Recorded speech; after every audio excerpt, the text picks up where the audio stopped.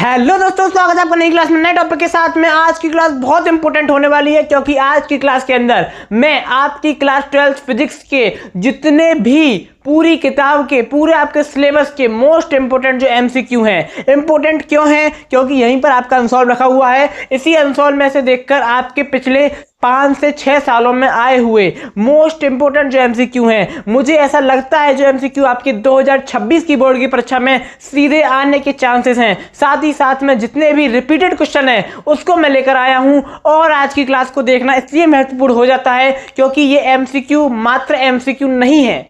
मैं क्या कह रहा हूं, एमसीक्यू बताऊंगा, 20 एमसीक्यू बताऊंगा आज की क्लास में। और 20 एमसीक्यू में से कोई ना कोई 3 से 4 एमसीक्यू आपके पेपर में आने के चांस बहुत ज्यादा हैं। चांस क्यों ज्यादा है? क्योंकि रिसर्च है, मेहनत है। अब यहां पर आप इस चीज को समझो, एमसीक्यू का महत्व ज्यादा क्यों है, सब बताएंगे। एमसीक्यू पढ़ लो, क्यों पढ़ लो, हम चीज को क्यों पढ़ें, उसका महत्व क्या है, तो समझो। अगर आप शुरू में आने वाले पेपर के अंदर एमसीक्यू आएंगे, शुरू में आप शुरू में अपने एमसीक्यू सबके सब कर देते हो, 100% अपने एमसीक्यू आप क्या कर देते हो, करेक्ट कर देते हो, सही कर देते हो, तो आगे आने वाला पेपर आपका अच्छा जाता है, आपका वहां से प्रभाव अच्छा पड़ता है। कोई नहीं बताएगा, मैं बता रहा हूं, एमसीक्यू देखने मात्र से ही पता चल जाता है कि आगे आने वाली कॉपी कैसी है। समझो इस चीज को। तो आपको इसी चीज को क्रैक करना है, आपको माइंड रीड करना है, हमला गोल पर नहीं गोलकीपर के दिमाग पर करना है। आपको इस चीज को समझना होगा, ठीक है? तो कैसे करना है समझो। देखो, हमने अपना पहला एमसीक्यू लिया है, निर्वात की वैद्युतशीलता का मात्रक। मैंने आपको ऑलरेडी बहुत सारी चीजें पढ़ा दी हैं। अगर आप बता पा रहे हो इसका आंसर तो नीचे कमेंट करके बताओ कितने आपके सही गए, कितने आपने करेक्ट करे, और कितने गलत हुए वो भी बताओ। और जो नहीं आ रहा है वो भी इस क्लास को देखने के बाद आपको एमसीक्यू आ जाएगा। सबसे बड़ा बेनिफिट तो ये है, जो एमसीक्यू आपको आ रहा है वो तो आ ही रहा है, लेकिन जो नहीं आ रहा है वो भी आ जाएगा। बेनिफिट है भाई, बेनिफिट ही बेनिफिट है। तो निर्वात की वैद्युतशीलता का मात्रक क्या होता है? तो निर्वात की वैद्युतशीलता का मात्रक होता है न्यूटन प्रति कूलम, न्यूटन मीटर प्रति कूलम स्क्वायर, या फिर न्यूटन वोल्ट मीटर स्क्वायर, या फिर कूलम स्क्वायर प्रति न्यूटन मीटर स्क्वायर। तो इसका करेक्ट आंसर है कूलम स्क्वायर प्रति न्यूटन मीटर स्क्वायर। बताओ आपने सही गैस किया था या नहीं किया था? गैस किया था तो कर नहीं मानना, यहां पढ़ के आए होगे तो बता दोगे, सीधी सी बात है, ठीक है? दूसरा आपका क्वेश्चन है, वैद्युत क्षेत्र की तीव्रता का मात्रक है। बहुत बार, कितनी बार मैंने करवाया वैद्युत क्षेत्र की तीव्रता का। अरे यार बताओ, वैद्युत क्षेत्र की तीव्रता का फॉर्मूला क्या होता है?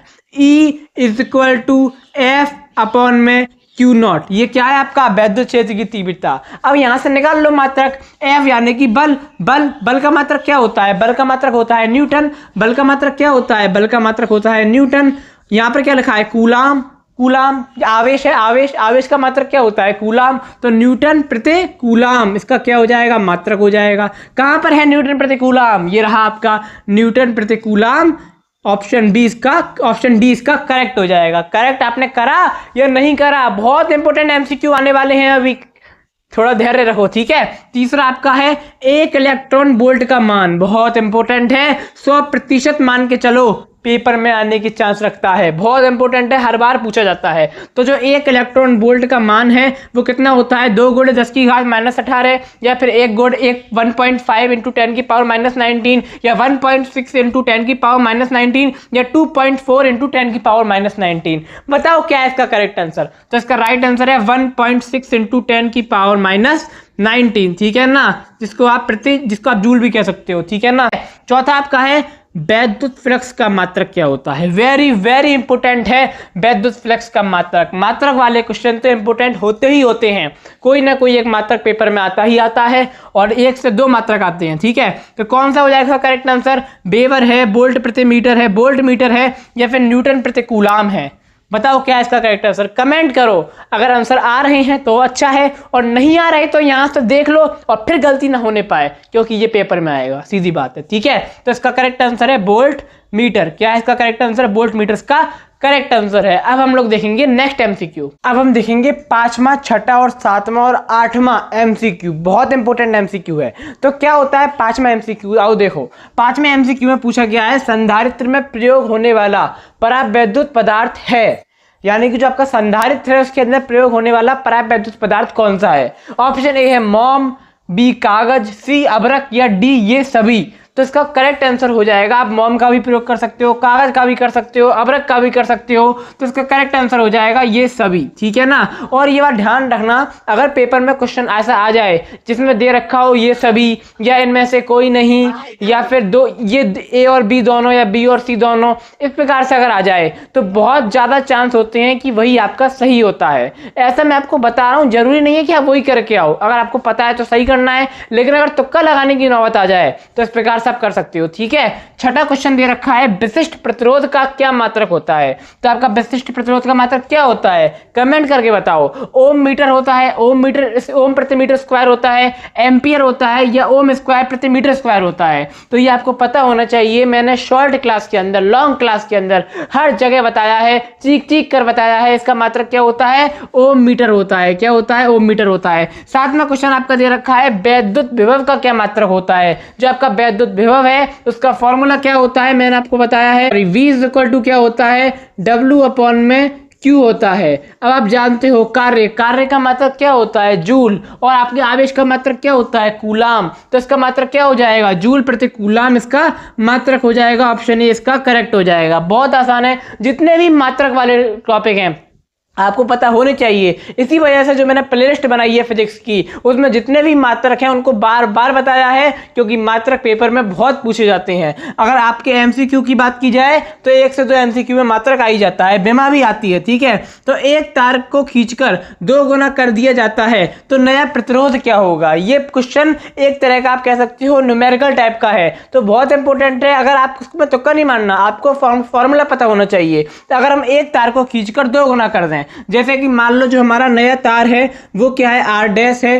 अगर हम क्या कर दें, आर डैश है, N2 क्या है हमारा, जितना खींचा गया वो क्या है, N है, N स्क्वायर है, ठीक है ना, और यहाँ पर R है। तो यहाँ पर इसको कैसे निकालेंगे, इसका फॉर्मूला क्या होता है, तो सिंपल सा होता है, हम N की जगह पर रख देंगे, कितना खींचा, 2 गुना कर दिया खींचकर, और 2 हो, 3 हो, 4 हो, तो N की जगह पे वो वैल्यू लिख देते हैं। तो हम क्या करें, R dash is equal to N की जगह पे 2 कर दें, इनटू में R कर दें, और 2 क्या होगा, स्क्वायर होगा। तो 2 दूनी कितने हो गए, 4 हो गए। तो हम कह सकते हैं R डैश बराबर 4R, यानी कि कितना खींचें, तो 4R खींचें। कितना, 4। इसका करेक्ट आंसर क्या है, 4 है। तो एक तार को खींचकर 2 गुना कर दिया जाता है तो नया प्रतिरोध 4R होगा। तो कहां पर दे रखा है, ये दे रखा है ऑप्शन सी के अंदर 4R। तो ये आपका क्या हो जाएगा, करेक्ट ऑप्शन हो जाएगा। न्यूमेरिकल आए तो आपको ये लगा देना, बहुत छोटा सा आपका फॉर्मूला है और बहुत छोटा सा न्यूमेरिकल उसमें पूछा जाएगा।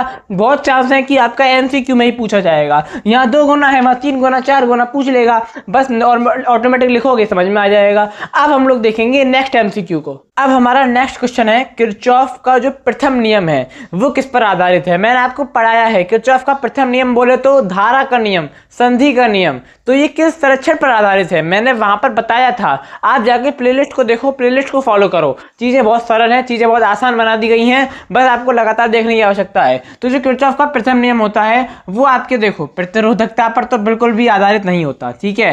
द्रव्यमान संरक्षण पर भी आधारित नहीं होता। कंफ्यूज होगे तो आप इन दोनों में होगे, एक आपका आवेश संरक्षण, एक आपका ऊर्जा संरक्षण। तो इसका करेक्ट आंसर हो जाएगा जो आपका धारा का नियम है, जो आपका संधि का नियम है, और जो आपका किरचॉफ का प्रथम नियम है वो आपके आवेश संरक्षण के सिद्धांत पर आधारित है, ठीक है ना। यहाँ प्रथम नियम, और अगर यहाँ पर दूसरा नियम पूछ ले तो आपका जो किरचॉफ का दूसरा नियम है वो ऊर्जा संरक्षण के सिद्धांत पर आधारित है। किस पर आधारित है, ऊर्जा संरक्षण के सिद्धांत पर। लेकिन यहाँ पर करेक्ट आंसर क्या हो जाएगा, आवेश संरक्षण, ठीक है।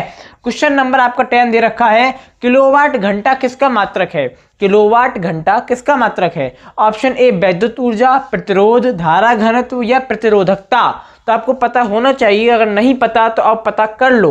यही तो बेनिफिट है, जो आपको पता है वो तो पता है ही, लेकिन जो नहीं पता वो भी पता कर लो। तो इसका आपका आंसर हो जाएगा वैद्युत ऊर्जा। क्या है, वैद्युत ऊर्जा, ठीक है। आपको याद रखना है, ये क्वेश्चन बहुत इंपॉर्टेंट है, मोस्ट वांटेड क्वेश्चन है। आपको इनको याद हर हाल में कर लेना है, इस बात को ध्यान में रखना, ठीक है।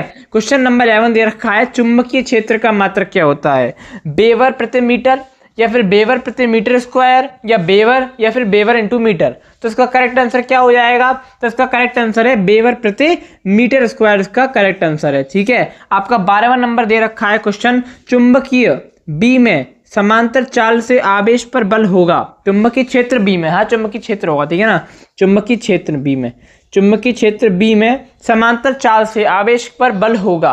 तो कैसे निकालोगे आवेश पर बल? तो आपको एक फॉर्मूला पता होना चाहिए, Q बराबर क्या, सॉरी आपको फॉर्मूला पता होना चाहिए, F बराबर क्या होता है, QVB साइन थीटा, ठीक है ना। अगर हम क्या, यहाँ पर क्या लिखा है, एक शब्द ध्यान से देखना, समांतर चाल, समांतर चाल, समांतर चाल में हम यहाँ क्या करेंगे, थीटा की जगह 180 डिग्री की क्या मान लेंगे, वैल्यू मान लेंगे, और जब 180 डिग्री मानेंगे तो इसका मतलब यहाँ पर क्या हो जाएगा, शून्य हो जाएगा। क्या हो जाएगा, शून्य हो जाएगा। QVV नहीं होगा, QV अपॉन में M भी नहीं होगा, M अपॉन में QV भी नहीं होगा, सही आंसर हो जाएगा शून्य, जो आपको याद रखना है, ठीक है।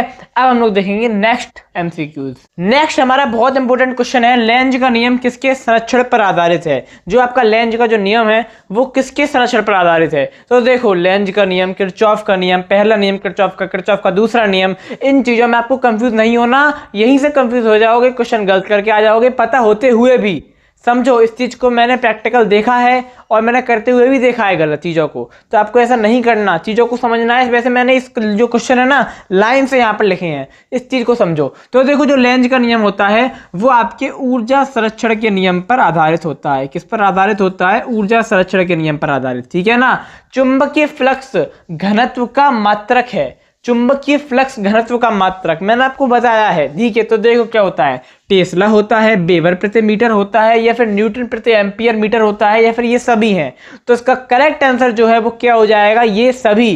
क्या हो जाएगा करेक्ट आंसर, ये जो सारे हैं ये आपके चुंबकीय फ्लक्स का के मात्रक हैं, तो इसका आंसर ये सभी हो जाएगा, ठीक है।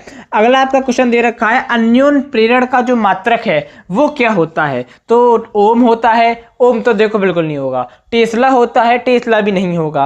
आपका हेनरी होता है या वेबर होता है, तो इसका करेक्ट आंसर क्या हो जाएगा, हेनरी। क्या हो जाएगा, हेनरी हो जाएगा। यहाँ पर क्या पूछा है, अन्योन प्रेरण का पूछा है। अब मैं आपसे पूछता हूँ, कमेंट करके बताओ, स्वप्रेरण, जो स्वप्रेरण का मात्रक है वो क्या है, ये आपको बताना है कमेंट करके। आप कहोगे मुझको पता ही नहीं, अरे तो मैं यही तो चाहता हूँ, आप उसको सर्च करो, गूगल पे टाइप करो ना एक बार, जो चीज एक बार टाइप कर दोगे, जो चीज एक बार लिख दोगे, जिस चीज का आंसर खुद से पता करने का प्रयास करोगे, ऐसा हो ही नहीं सकता वो आप भूल जाओ, नहीं भूलोगे आप उस चीज को। और वो क्वेश्चन अगर पेपर में आ गया और आएगा, यहां पर मैंने केवल अन्योन प्रेरण पूछा है, क्या पता पेपर में स्वप्रेरण आ जाए, तो आपको ध्यान रखना होगा। मैं नहीं बताऊंगा, जाके सर्च करो क्या होता है मात्रक, पेपर में आएगा, बता रहा हूं, ठीक है, इतना बता रहा हूं, पेपर में आएगा, सर्च करो जाके क्या होता है स्वप्रेरण।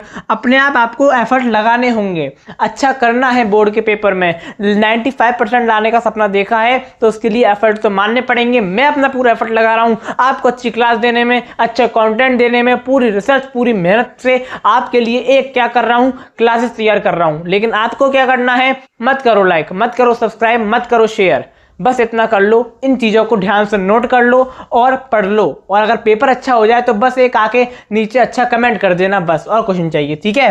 16वां है आपका, प्रकाश वायु से जल में जाए। देखो जब जो प्रकाश है वो वायु से जल में जाता है, यहां पर मैं मार्कर चेंज कर लेता हूं, ठीक है।